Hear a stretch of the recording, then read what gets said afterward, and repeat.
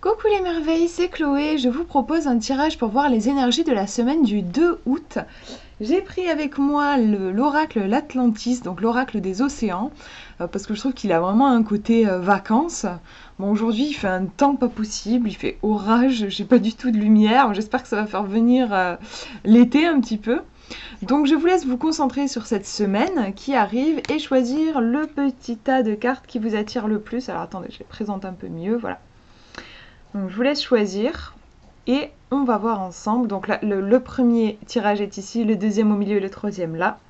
Et on va voir ce que ces cartes de l'océan ont envie de nous dire. Alors, si on regarde le premier tirage, qu'est-ce qu'on voit en première énergie? On a la carte de la paresse. Je vous fais une mise au point parce que là, c'est vraiment pas possible. Voilà. La carte de la paresse qui est symbolisée par ces algues au fond de l'océan qui se laissent en effet porter par le courant. Il y a vraiment un côté peut-être un peu, oui, manque de punch, manque de dynamisme, on se laisse complètement porter, on a un petit peu abandonné son pouvoir personnel. Il y a cette idée-là en fait avec cette carte. On peut être un peu blasé par les choses, on ne voit plus les merveilles, les opportunités, on est lassé un peu, hein, ça me fait penser à ça. On va regarder la deuxième carte. Alors là, pour le coup, on est dans quelque chose de beaucoup plus énergique. On a la colère. C'est marrant en fait parce que ce sont deux excès, je trouve, face à une situation qui est compliquée. On peut soit, je pense, avoir ce genre de comportement, c'est-à-dire se laisser complètement aller, en mode, voilà, je sais pas, je suis étalée sur le canapé, je pleure à la limite, mais voilà, je suis complètement abattue. Et je ne cherche pas de solution concrète à mon problème, je suis juste abattue. Ou à l'inverse, l'excès opposé, ça va être, je suis dans tous mes états, j'ai envie de tout casser, j'ai envie de tout bouleverser autour de moi, vraiment, c'est pas possible, quoi. Je n'accepte pas mon sort et je veux me battre férocement pour que les choses tournent à mon avantage. Je pense qu'aucune des deux situations, aucune des deux énergies n'est vraiment très sympa pour soi parce que, en fait, à chaque fois, c'est des excès.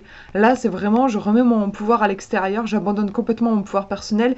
Et là, c'est, je fais un peu parler l'ego, je suis prêt à tout pour retrouver un peu de sérénité et quitte à démolir tout ce qu'il y a autour de moi. Donc on a ces deux énergies-là, peut-être du coup qu'il y a en fait besoin de trouver un équilibre. Finalement, on a tous une énergie, hein, une énergie vitale, et parfois on peut soit s'en détourner de notre énergie, soit la mettre au service de notre ego. Donc il y a peut-être une sorte de bataille intérieure cette semaine qui pourrait survenir entre ces deux énergies.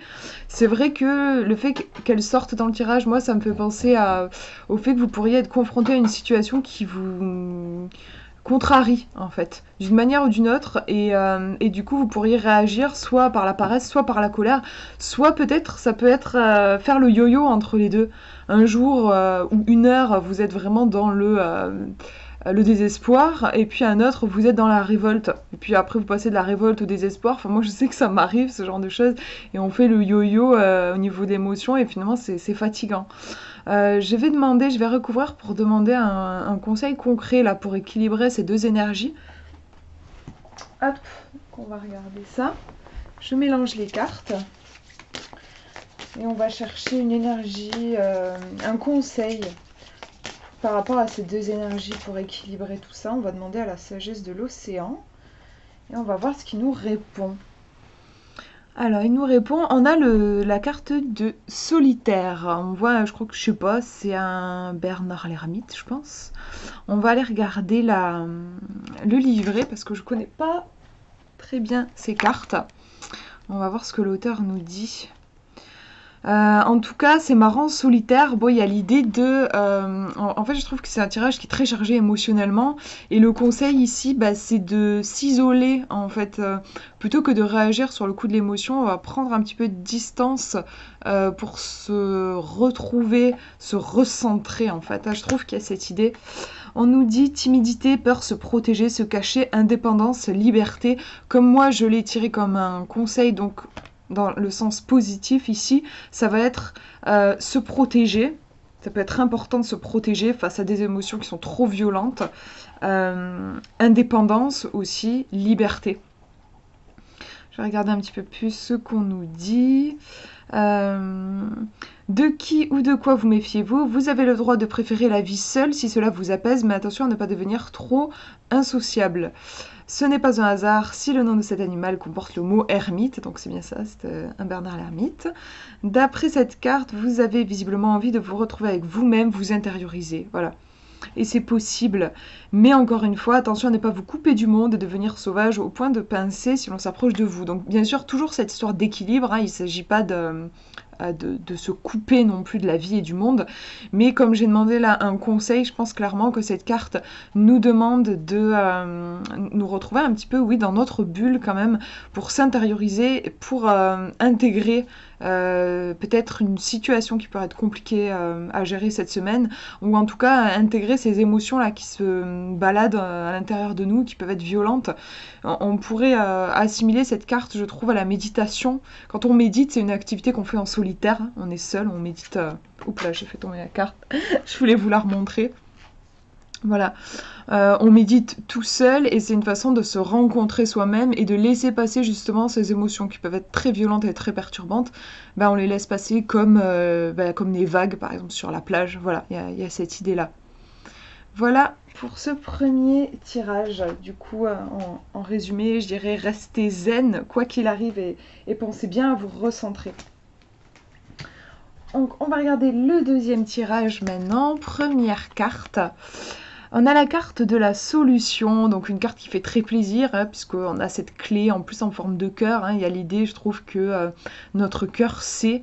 Il n'y a rien qu'on puisse cacher à notre cœur, en fait. Hein. Il y a l'idée de le cœur qui voit tout, qui sait tout, cette intuition qui est là à l'intérieur de nous.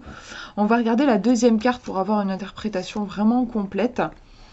On a la carte de la patience avec la tortue. Donc en fait, je trouve que c'est un tirage qui est très intérieur. La clé qui pour moi est la clé de l'intuition, hein, on sait, il y a l'idée qu'on sait tout, si jamais on se connecte réellement à notre intuition, il n'y a rien qui peut nous échapper.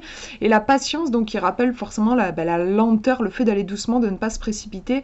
Et l'intuition se manifeste justement dans les moments de calme où on ralentit le rythme. Quand vous êtes pressé, que vous êtes dans le rush, l'intuition a du mal à se faire entendre. Donc voilà, là on vous dit, on pourrait dire aussi la solution cette semaine, vous la trouverez dans la patience, dans le calme, dans le fait de vraiment d'avancer doucement, sans précipiter les choses. Donc voilà, pour ce tirage, je trouve qu'il est réconfortant. Et en effet, moi, je ressens beaucoup de calme qui s'en dégage. Il y a l'idée que vous avez toutes les réponses et toutes les ressources pour surmonter les difficultés cette semaine. Il faut juste vous autoriser à vous connecter à votre propre rythme, à votre corps et à votre petite voix intérieure. Voilà pour ce tirage. Et je vous montre le dernier maintenant. Alors, première carte. On a la carte du cycle, donc on voit une sorte de... Oui, une spirale.